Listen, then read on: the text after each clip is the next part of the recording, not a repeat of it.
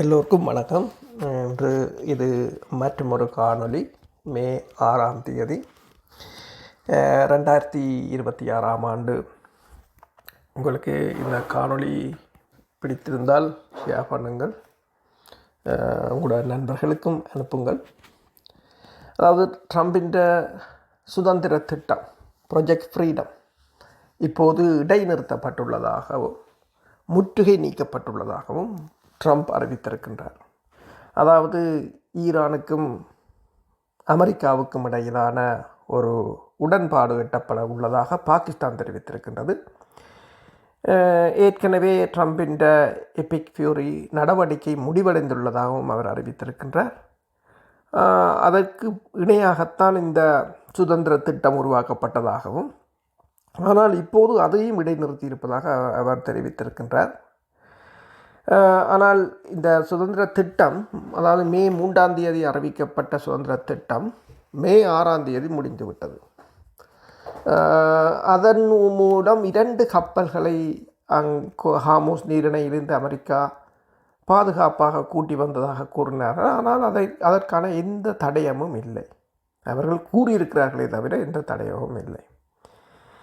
அதாவது இந்த ட்ரம்பின் அறிவிப்புக்கும் நீரிணையில் கப்பல்களுக்கு பாதுகாப்பு அளிப்பதன் இயலாமைக்கும் இடையில் என்ன இருக்கிறது என்பதை பற்றி பார்க்கலாம். அதாவது 3ஆம் தேதி ட்ரம்ப் தனது சமூக ஊடகத்தில் ஹார்முஸ் நீரிணை வழியாக செல்லும் கப்பல்களுக்கு பாதுகாப்பு அளிக்குமாறு அமெரிக்க கடற்படையினருக்கு உத்தரவிட்டதாக அறிவித்தார். சில மணி நேரங்களுக்கு பிறகு இந்த நீரிணையை கடக்க முயன்ற ஒரு அமெரிக்க கடற்படையின் நாசகாரி கப்பல் மீது 2 கடல் ஏவுகணைகளை, அதாவது ஆன்டி ஷிப் மிசைல்ஸ் என்று சொல்கிறதை ஈரான் ஏவியதாக ஈரான் அறிவித்திருந்தது. இந்த கூற்றை அமெரிக்கா மறுத்தது. ஆனால் ஈரானிய கப்பல்களிடமிருந்து உத்தரவுகளை பெற்ற பின்னர் 2 போர்க்கப்பல்கள் நீரிணையில் இருந்து பின்வாங்கின என்பதையும் சில வாரங்களுக்கு முன்பு அவர்கள் மறுத்திருந்தனர். ஆனால் ஈரானிய தரப்பினரிலிருந்து வெளியிடப்பட்ட ஒலிப்பதிவுகள் மூலம் இந்த உண்மை பின்னர் நிரூபிக்கப்பட்டது. அமெரிக்கா பலவற்றை மறுத்தாலும் பின்னர் ஏதோ ஒரு வகையில் அது நிரூபிக்கப்பட்டு கொண்டுதான் இருக்கின்றது. நீரிணை வழியாக கப்பல்களுக்கு பாதுகாப்பு அளிக்குமாறு அமெரிக்க கப்பல்களுக்கு ட்ரம்ப் உத்தரவிட்டதன் பின்னர் இந்த வாய்ப்புகள் எவ்வாறு கையாளப்பட்டன? ஆனால் அது ஒரு மோசமாக தாக்குதல் அல்லது பதில் தாக்குதலில் முடியக்கூடும் என்று எதிர்பார்க்கப்பட்ட போதும் இப்போது கிட்டத்தட்ட 48 மணி நேரத்தில் அது முடிவுக்கு வந்திருக்கின்றது. 2 C-130 விமானங்கள் மற்றும் ஹெலிகாப்டர்களை குறிவைக்கப்பட்டு அளிக்கப்பட்ட நடவடிக்கையை போலதான். அதாவது உங்களுக்கு தெரியும், அதாவது ஒரு தரையிறக்கம் மேற்கொண்டார்கள் இஸ்ஃபஹான் பகுதியில். அங்கு 2 C-130 விமானங்கள், ஹெலிகாப்டர்கள் உட்பட பெருமளவான 14 விமானங்கள் அளிக்கப்பட்டதைத்தான் இது நினைவூட்டுகின்றது. நீரிணையை ஒட்டிய ஈரானிய கடற்கரை சுமார் 350 கிலோமீட்டர் நீளத்துக்கு பரவி இருக்கின்றது. அங்கு ஏவுகணைகள், ஏவுதளங்கள் மற்றும் ட்ரோன்கள் பொருத்தப்பட்ட பதுங்குகுழிகள் மற்றும் குகைகளின் நிலைகள் நிறைந்துள்ளன. கடக்கும் இடத்தில் உள்ள நீரிணையின் அகலம் 35 முதல் 80 கிலோமீட்டர் வரையிலான ஆழமற்ற நீர்ப்பரப்பாக மாறுகின்றது. அதன் அகலம் கூட கிட்டத்தட்ட 21 மைல்கள் தான். அமெரிக்க விமானம் தாங்கி தாக்குதல் கப்பல் குழுவில், அதாவது இந்த கரியர் குரூப் என்று சொல்கிறது, அந்த நீரிணையில் ஒரு பாதுகாப்பாக பயணிக்க தேவையான குறிப்பிடத்தக்க கப்பல்கள் கூட அவர்களிடம் இல்லை. 2 கப்பல்கள், 2 விமானம் தாங்கி கப்பல்கள் நிற்கின்ற போதும் அவைகள் கிட்டத்தட்ட 300 கிலோமீட்டருக்கு அப்பால் தான் நிற்கின்றன. தற்போதைய சூழ்நிலையில் டிஸ்ட்ரோயர் அழிப்பு கப்பல்களை அங்கு அனுப்புவது ஒரு மிகப்பெரியொரு எதிர்மறையான விளைவுகளைத்தான் ஏற்படுத்தும். மேலும் அது தளபதிகளால் கூட அது நிராகரிக்கப்படலாம் அந்த வாய்ப்புகள். மற்றும் ஏவுகணை எதிர்ப்பு அமைப்புகளைப் போலவே இந்த ஆலே பாக்கின் என்ற வகையைச் சேர்ந்த இந்த டிஸ்ட்ரோயர் கப்பல்களின் பாதுகாப்பு அமைப்புகளின் வெற்றி விகிதமும் இந்த ஏவுகணை மற்றது ஈரான் தாக்குதல் தூரத்தை பொறுத்து உள்ளது. சில டசின் கிலோமீட்டர் தொலைவிலிருந்து ஏவப்படும் எறிகணைகள் இந்த கப்பல்கள் அதை தடுப்பதற்கான வாய்ப்புகளை குறைக்கின்றன. ஏனெனில் கட்டளை மையத்துக்கு இந்த ஏவுகணைகளை ஆய்வு செய்யவும் அவற்றின் வேகத்தை கணிக்கவும் மேலும் உறுதியான இடைமறைப்புகளுக்கு வழிவகுக்கும் ஏவுதளத்தை உருவாக்கவும் குறைவான நேரமே இருக்கும். தரவுத்தளத்தை உருவாக்கவும் குறைவான நேரமே கிடைக்கின்றது. சில டசன் கிலோமீட்டர் தூரத்தில் செயலாற்றுவதற்கான கால அவகாசம் மிக குறுகியது. எனவே இந்த இன்டர்செப்டர் மிசைல்ஸ்கள் என்ற இடைமறிப்பான்களுக்கான வாய்ப்புகள் பெருமளவில் குறைவாகவே இருக்கும். அது மட்டுமல்லாது பெருமளவான ஏவுகணைகளை அல்லது ஆளில்லாத விமானங்களை ஈரான் ஏவும் போது அவற்றை எல்லாவற்றையும் இடைமறிப்பதற்கான ஏவுகணைகளையும் இந்த டிஸ்ட்ரோயர் கப்பல்கள் கொண்டிருக்க போவதில்லை. அதாவது ஒன்றை தெளிவாக கூறலாம், இந்த ஆலேபாக்ஸ் ஆலேபாக்ஸ் டிஸ்ட்ரோயர் கப்பல்கள் விமானங்களை பயன்படுத்தி நீரிணைய வலுக்கட்டாயமாக திறப்பது என்பது ஒரு பேரழிவுக்கான அபாயத்தை கொண்டிருக்கும். இந்த நடவடிக்கையுடன் பல்வேறு ஆயுதமேந்திய ட்ரோன்கள் உளவு விமானங்கள் கூட வந்தாலும் கூட அபாயங்கள் மிக அதிகமாகவே இருக்கும். ட்ரோன்கள், அதாவது நீருக்கடியில் செல்லும் ட்ரோன்கள் அல்லது நீருக்கு மேலால் செல்லும் ட்ரோன்கள் முதல் அதிவேக படகுகள், குட்டி நீர்மூழ்கி கப்பல்கள் மற்றும் நீரிடையில் எல்லா இடமும் பரவி கிடக்கும் டசன் கணக்கான கப்பல் எதிர்ப்பு ஏவுகணைகள் என்பன இந்த அமெரிக்காவின் அதாவது சுதந்திர திட்டத்துக்கு மிகவும் அச்சுறுத்தலாகவே இருக்கின்றன. செங்கடலில் ஹூதீஸ்களுக்கு எதிராக உங்களுக்கு தெரியும், கடந்த வருடம் செங்கடலில் ஹூதீஸுக்கு எதிராக அதாவது அமெரிக்கா விமானம் தாங்கி கப்பல்களை அனுப்பியிருந்தது 2024ஆம் ஆண்டு. அங்கு ஒரு மிகச்சிறிய அளவிலான ஹூதீஸ்களின் எதிர்த்தாக்குதலை கூட அவர்களால் எதிர்கொள்ள முடியவில்லை. இந்த USS கானி என்ற கப்பல், அதாவது டிஸ்ட்ரோயர் கப்பல், இந்த மாலுமி ஜோசப் பரபி த்ரெபோவ்ஸ்கி அவர் ஒன்றை கூறியிருக்கின்றார். இந்த போர் திகிலூட்டுவதாக இருந்ததாக கூறியிருக்கின்றார். அந்த போரில் நான் திகிலடையவில்லை என்று சொன்னால் அது பொய்யாக இருக்கும். இரண்டாம் உலகப் போருக்கு பிறகு கடற்படை கண்ட மிக உண்மையான போர் அது என்று சொல்லியிருக்கின்றார். மாலுமிகள் மிகுந்த பீதியை எதிர்கொண்டதாகவும் கடுமையான உணர்ச்சி மற்றும் உடல் சோர்வை சமாளித்து கொண்டே வரும் ஏவுகணைகளுக்கு எதிர்வினையாற்ற சில வினாடிகள் மட்டுமே இருந்ததாகவும் அவர் கூறியிருக்கின்றார். நீரிணையை மீண்டும் திறப்பதற்காக கப்பல்களை அனுப்புவதை அதன் தாக்கம் குறித்த அறிக்கைகளை கொண்டு அரசியல் மயமாக்க முடியாது. அதற்கு உண்மையாகவே போதுமான வழிமுறைகள் இல்லை. மேலும் கணிசமான உயிரிழப்புகள் ஏற்படாமல் சில வாரங்களுக்கு முன்பு நாம் கண்ட முழு அளவிலான போர் மீண்டும் தொடராமல் அதை செயல்படுத்தவும் முடியாது. அதாவது அதை செயல்படுத்த வேண்டும் என்று சொன்னால் முழு அளவிலான ஒரு போருக்குள் இறங்க வேண்டும். அமெரிக்க அதிகாரிகள் கூட கூறுகிறார்கள், முற்றுகை, அதாவது கடல் முற்றுகை தனியாக வேலை செய்யாது. கடல் முற்றுகையுடன் சேர்ந்து வான் தாக்குதலையும் மேற்கொண்டால்தான் அதை வெற்றியடைய செய்யலாம். ஆனால் தாக்குதலை மேற்கொண்டால் ஈரான் பதில் தாக்குதலை மேற்கொள்ளும் என்பது தெளிவானதொன்று. ஏற்கனவே ஈரான் அமெரிக்காவின் சுதந்திர திட்டத்துக்கு எதிராக தனது ஏவுகணை தாக்குதல்களை UAE மீது மேற்கொண்டிருந்தது. கப்பல்களையும் 3 கப்பல்களை தாக்கி அளித்திருந்தது. அமெரிக்க கடற்படையின் ஒட்டுமொத்த இராணுவ அமைப்பை கருத்தில் கொண்டால் அந்த பிராந்தியத்தில் தற்போது அமெரிக்கா கிட்டத்தட்ட 700 தொடக்கம் 800 டொமஹாக் ஏவுகணைகளை தான் வைத்திருக்கின்றது. ஏற்கனவே 800 தொடக்கம் 1000 ஏவுகணைகளை முடித்து விட்டார்கள். அமெரிக்காவோட மொத்தமாக இருப்பதே 4000 ஏவுகணைகள் தான். மற்றும் அவற்றில் ஒரு சிறு பகுதி மட்டுமே கப்பல்களை அழிக்கும் திறன் கொண்டவை.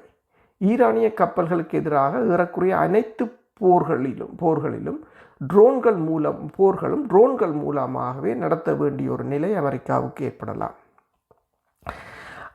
இந்த ட்ரோன்களும் அத்தகைய பணிகளில் திறமையானவையாக இருந்தாலும் போரின் கடந்த சில வாரங்களில் இழப்பு விகிதம் கணிசமாக அதிகரித்திருந்ததை காணலாம்.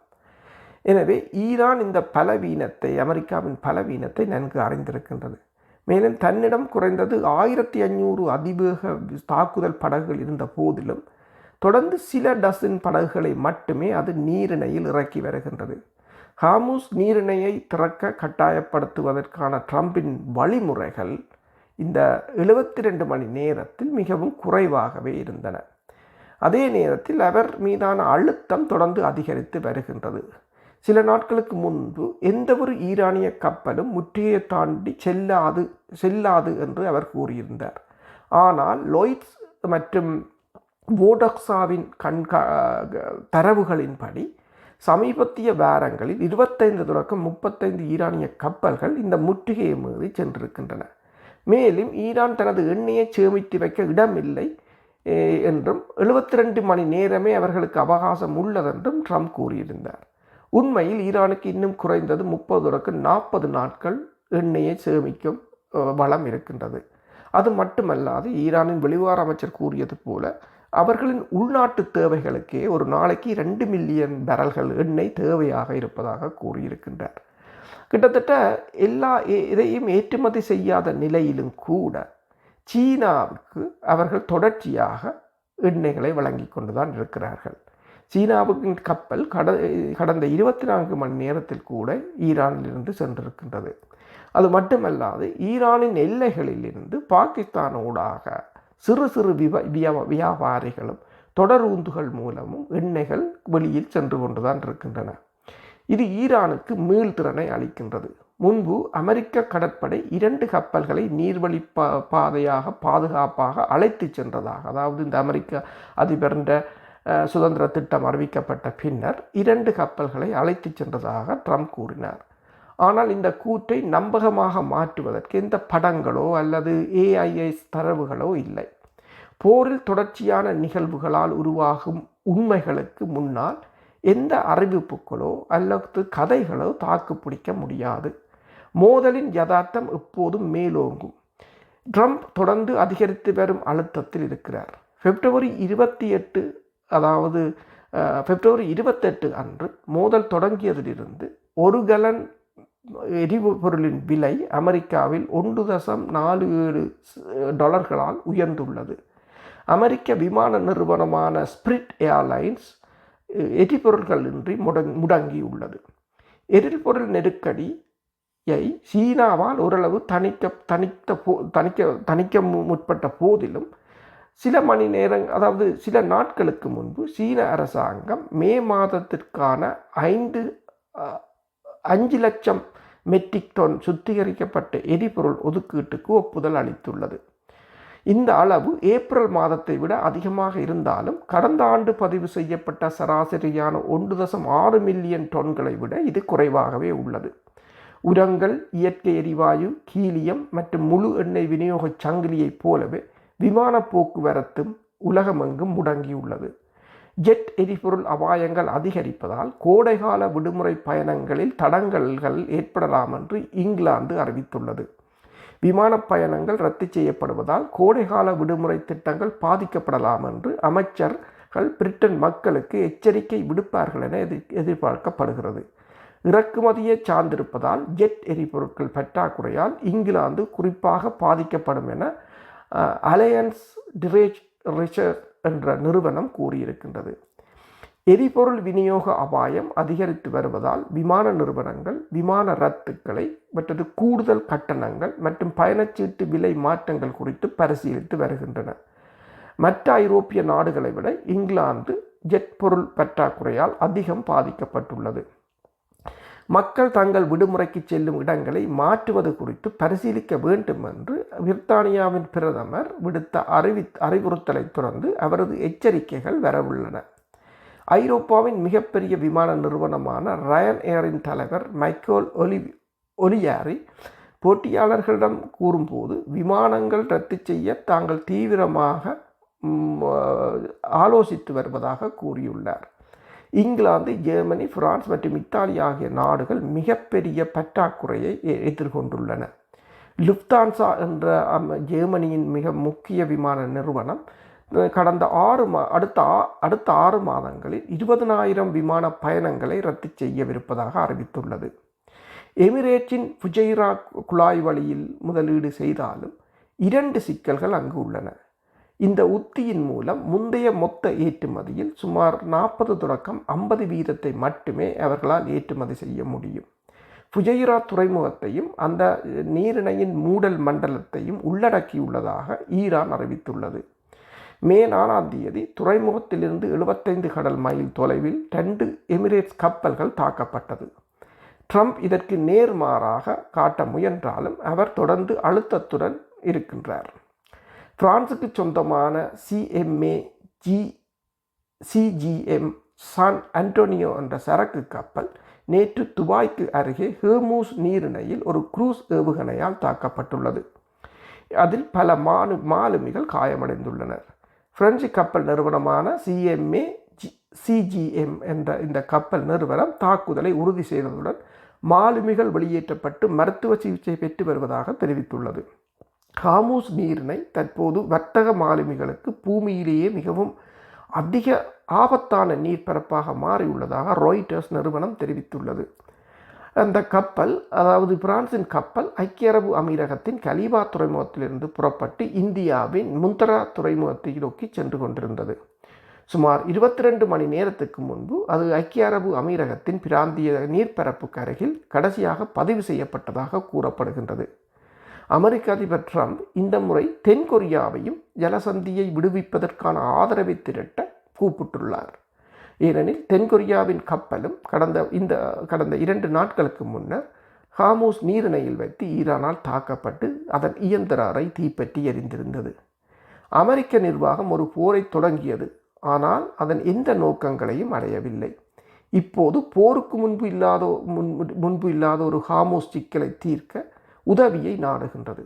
டொனால்ட் ட்ரம்ப் இதிலிருந்து விரைவாகவும் வெற்றிகரமாகவும் தப்பிக்க ஒரு வழியை கண்டுபிடிப்பது எப்படி என்பது தொடர்பாக அவர் தொடர்ச்சியாக சிந்தித்து வருகிறார்.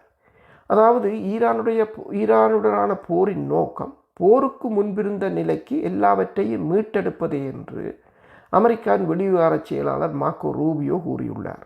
ஹார்மூஸ் நீரிணை திறந்திருக்க வேண்டும், அது நாங்கள் விரும்புகிறோம், அது அப்படித்தான் இருக்க வேண்டும், முன்பு இருந்ததைப் போல எல்லோரும் அதனை பயன்படுத்த வேண்டும், அதில் கன்னிவெடிகள் அகற்றப்பட வேண்டும், யாரும் பணம் செலுத்தாது அங்கு போய் வர வேண்டும், அதுதான் எமது இலக்கு என்று தெரிவித்திருக்கின்றார். ஆனால் போருக்கு முன்பு அந்த நீரிணை திறந்துதான் இருந்தது. அங்கு கன்னிவெடிகள் இல்லை, அங்கு யாரும் பணம் செலுத்தவும் இல்லை. அப்படியானால் நாம் இதையெல்லாம் மீண்டும் ஏன் தொடங்க வேண்டும் என்ற கேள்வி இருக்கின்றது.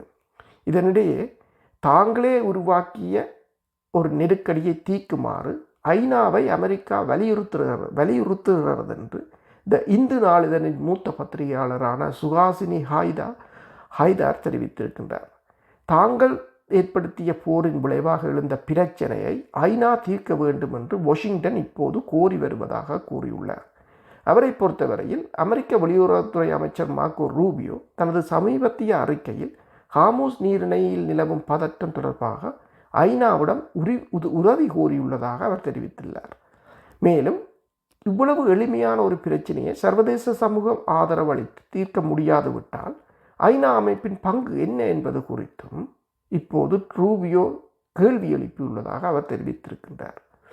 அதாவது ட்ரம்ப் ஆக்ரோஷமாக குறுகிய கால தாக்குதல்களை நம்பி தனது அசல் தவறை மீண்டும் செய்யலாம் என்று சிலர் நம்புகின்றனர். அதாவது சகதியிலிருந்து தப்பிக்க ஒருவர் தனது எடையை அதன் மேற்பரப்பில் பரப்ப வேண்டும். தீவிரமான படைபலமே தீர்வு என்று நம்புபவர்கள் மேலும் ஆழமாக மூழ்கவே முனைகிறார்கள். இந்த சூழலில் டொனால்ட் ட்ரம்ப் ஒருங்கிணைக்கிறார், நெத்தனியாகு முடிவெடுக்கிறார். ஆனால் உலகம் துன்பத்தில் சிக்கியுள்ளது. பேச்சுவார்த்தைகள் ஏற்கனவே நன்கு முன்னேறாது விட்டாலும் இது முற்றிலும் தேவையற்ற ஒரு போர். குறுகிய கால தீர்வு எதுவும் இப்போதைக்கு இல்லை. உண்மையான தாக்கங்கள் இப்போதுதான் தொடங்குகின்றன என்பதால் உலகம் தயாராக வேண்டும். இந்த மோதலை தவறாக மதிப்பிட்டவர்கள் ஒரு பெரிய தவறை செய்துவிட்டார்கள். காலப்போக்கில் தொடர்ந்து தீவிரமடையக்கூடிய உலகளாவிய தாக்கங்களை கொண்ட அனைத்தையும் அழித்தொழிக்கும் ஒரு சூழலை நோக்கி நாம் சென்று கொண்டிருக்கின்றோம். இந்த புதிய கட்டத்தில் இன்னும் பல தரப்பினர் ஈடுபடலாம்.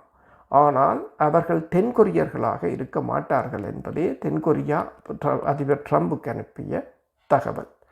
இப்போது பாகிஸ்தான் அதாவது இரண்டு தரப்பினரும் ஒரு போர் அதாவது ஒரு உடன்பாட்டுக்கு வந்திருப்பதாக கூறியிருக்கிறார்கள்.